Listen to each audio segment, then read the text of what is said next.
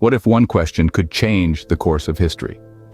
What if it could alter the trajectory of countless lives marked by conflict and turmoil? Here it is. How can the world stop the Israel war?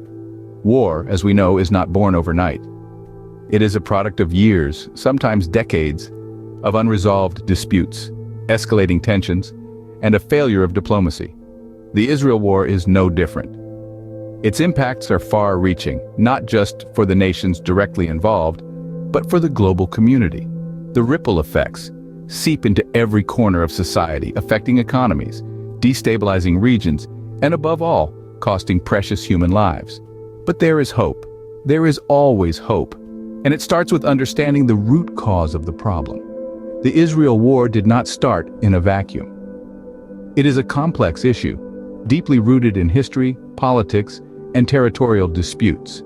To stop the war, we must first understand these roots, these triggers that have culminated in the current conflict. Step 1 is acknowledging the pain and suffering on both sides. It's easy to take sides, to point fingers, but this only fuels the fire of conflict. Instead, we must recognize the humanity on both sides, the Israelis and the Palestinians. We must empathize with the pain, the fear, the loss, and the hope that lives in the hearts of these people. Step 2 is fostering open dialogue. It's time to put down the weapons and pick up the tools of diplomacy. Encourage communication between the conflicting parties. Promote transparency and honesty. It's not about winning or losing. It's about understanding, compromising, and finding a middle ground. Step 3 is involving the international community. The world is not a spectator in this conflict. It is an active participant. Global powers must use their influence to mediate, not manipulate.